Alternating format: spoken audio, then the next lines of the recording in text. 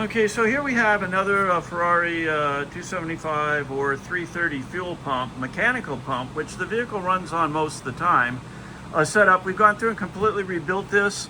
Both flanges were warped on the diaphragm, but the major concern was that the little rocker device that hits our pushrod here was damaged and found partially displaced.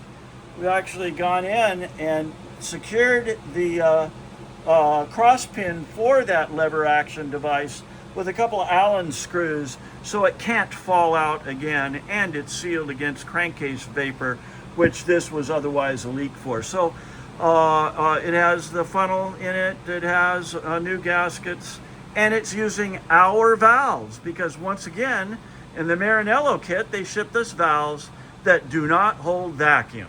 Long story short, this has good valves in it. Pardon the aluminum on my hands, we're buffing. All right, so we have, Matt here has drained completely to show you that this mechanical pump now will pick up fuel even when there's air in the lines, no primer needed. So go ahead. We're operating this over just the absolute minimum push rod length, which is typical of the original.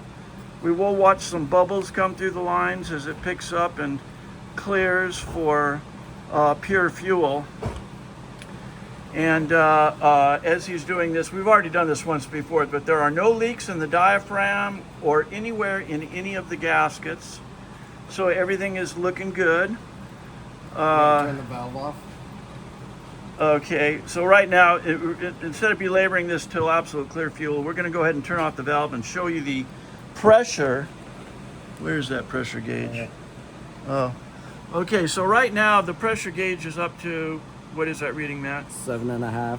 7.5 valves. Now that is due to the spring in the unit because it's measuring spring pressure, not lever pressure. That's a little bit high for Weber carburetors, but it is typical of these pumps. There is a fuel pressure regulator in line on the fuel rail on the side of the engine. The mechanical pump feeding the front of the fuel rail and the electric pump feeding the back of the fuel rail. Of course, the electric fuel pump must have a good one-way no return valve. The fuel pressure regulator should taper this higher pressure down for the Weber carburetors. So everything is good. That's our story. We're sticking to it. Thanks for listening.